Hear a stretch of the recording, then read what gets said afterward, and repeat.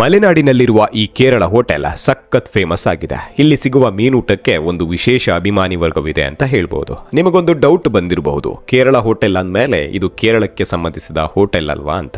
ಖಂಡಿತ ಅಲ್ಲ. ಇವರ ಹೆಸರು ಸಂತೋಷ್. ಕನ್ನಡದ ಮೇಲೆ ಅಪಾರ ಅಭಿಮಾನ ಹೊಂದಿರುವ ವ್ಯಕ್ತಿ. ಮೂಲತಃ ಇವರ ಅಜ್ಜ ಕೇರಳದವರಾದರೂ ಇವರು ಹುಟ್ಟಿದ್ದು ಬೆಳೆದಿದ್ದು ಬದುಕು ಕಟ್ಟಿಕೊಂಡಿರುವುದು ನಮ್ಮ ಕರ್ನಾಟಕದಲ್ಲೇ. ತಂದೆ ತಾಯಿ ಪ್ರೀತಿಯಿಂದ ನಡೆಸಿಕೊಂಡು ಬಂದ ಹೋಟೆಲ್ ಉದ್ಯಮವನ್ನ ಇವರು ಈಗ ಯಶಸ್ವಿಯಾಗಿ ಮುನ್ನಡೆಸುತ್ತಿದ್ದಾರೆ. ಇಲ್ಲಿ ನಿಮಗೆ ಸಿಗುವುದು ಕೇವಲ ಊಟ ಅಲ್ಲ, ಮಲೆನಾಡಿನ ಅಪ್ಪಟ ರುಚಿ, ಮನೆಯ ಆತ್ಮೀಯತೆ. ಈ ಹೋಟೆಲ್ ಮಿಸ್ ಆಗಬಾರದು ಅಂದ್ರೆ ಈಗಲೇ ಸೇವ್ ಮಾಡ್ಕೊಳ್ಳಿ. ಹೋಟೆಲ್ ಒಳಗೆ ಕಾಲಿಟ್ಟ ತಕ್ಷಣ ನನ್ನ ಕಣ್ಣಿಗೆ ಬಿದ್ದಿದ್ದು ತವದ ಮೇಲೆ ಸದ್ದು ಮಾಡ್ತಾ ರೆಡಿ ಆಗ್ತಿದ್ದ ಮೀನ್ ಫ್ರೈ, ಕುದಿಯುತ್ತಿದ್ದ ಮೀನ್ ಸಾರು. ಇದರ ಸುವಾಸನೆ ನೋಡಿದ್ರೆ ಸಾಕು ಹಸಿವು ಇನ್ನಷ್ಟು ಜಾಸ್ತಿ ಆಗುತ್ತೆ ಅಂತ ಅನಿಸ್ತು.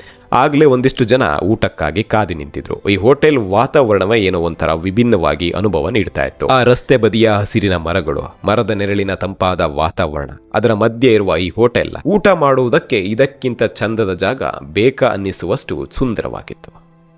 ಮಾಲೀಕರ ಬಗ್ಗೆ ಒಂದಿಷ್ಟು ಹೇಳಲೇಬೇಕು. ನನಗೆ ಇವರಲ್ಲಿ ಇಷ್ಟವಾದ ಗುಣ ಅಂದ್ರೆ ಆ ನಗುಮುಖ. ಹೋಟೆಲ್ಗೆ ಬಂದ ಪ್ರತಿಯೊಬ್ಬ ಗ್ರಾಹಕರನ್ನ ಆತ್ಮೀಯವಾಗಿ ಮಾತನಾಡಿಸ್ತಿದ್ರು, ಪ್ರೀತಿಯಿಂದ ತಾವೇ ಊಟ ಬಡಿಸ್ತಿದ್ರು. ನಮ್ಮ ಹೋಟೆಲ್ಗೆ ಊಟಕ್ಕಾಗಿ ಬರುವ ಪ್ರತಿಯೊಬ್ಬ ಗ್ರಾಹಕರಿಗೆ ಮನೆಯ ಊಟದ ಫೀಲ್ ಕೊಡಬೇಕು ಅನ್ನೋದು ಇವರ ಉದ್ದೇಶ.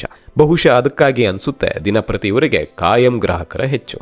ಪ್ರಯಾಣದ ಮಧ್ಯೆ ವಾಹನ ನಿಲ್ಲಿಸಿ ಒಳ್ಳೆಯ ಊಟ ಮಾಡಬೇಕು ಅಂದ್ರೆ ಈ ಜಾಗವನ್ನ ಹುಡ್ಕೊಂಡು ಬರ್ತೀವಿ ಅಂತಾರೆ ಇಲ್ಲಿನ ಗ್ರಾಹಕರು. ಇಲ್ಲಿ ನಿಮಗೆ ಎಲ್ಲಾ ರೀತಿಯ ಮೀನೂಟ ಸಿಗುತ್ತೆ. ಹೊಳೆ ಮೀನಾಗಿರ್ಲಿ ಅಥವಾ ಸಮುದ್ರದ ಮೀನಾಗಿರ್ಲಿ, ಬಹುತೇಕ ಎಲ್ಲಾ ರೀತಿಯ ಮೀನಿನ ಖಾದ್ಯಗಳು ಸಿಗುತ್ತೆ. ಜೊತೆಗೆ chicken biryani, mutton pepper dry, ಇನ್ನು ಅನೇಕ ಖಾದ್ಯಗಳು ಇಲ್ಲಿ ಸೂಪರ್ ಟೇಸ್ಟ್ ಆಗಿರುತ್ತೆ. ಮಧ್ಯಾಹ್ನ 12:30ರಿಂದ ಸಂಜೆ 4:30ರವರೆಗೆ ಹಾಗೂ ಸಂಜೆ 6:30ರಿಂದ 9:30ರವರೆಗೆ ಈ ಹೋಟೆಲ್ ತೆರೆದಿರುತ್ತೆ. ಜೊತೆಗೆ ಪ್ರತಿ ಭಾನುವಾರ ರಜೆ ಇರುತ್ತೆ. ನಾವು ಹೋಗಿದ್ದು ಮಧ್ಯಾಹ್ನದ ಸಮಯ.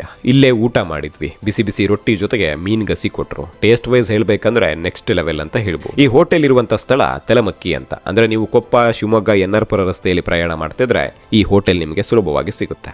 ತಪ್ಪದೆ ಒಂದ್ಸಲ ಭೇಟಿ ನೀಡಿ ಊಟ ಮಾಡಿ. ಟೇಸ್ಟ್ ಹೇಗಿತ್ತು ಅಂತ ಕಮೆಂಟ್ ಬಾಕ್ಸ್ನಲ್ಲಿ ತಪ್ಪದೆ ತಿಳಿಸ್ಕೊಡಿ. ಆಲ್ರೆಡಿ ನೀವು ಹೋಗಿದ್ರೆ ನಿಮ್ಮ ಸ್ನೇಹಿತರನ್ನ ತಪ್ಪದೆ ಕರ್ಕೊಂಡು ಹೋಗ್ತೀನಿ. ಮತ್ತೊಂದು ವಿಡಿಯೋದಲ್ಲಿ ನಮಸ್ಕಾರ. ಅನ್ನದಾತು ಸುಖೀ ಭವ.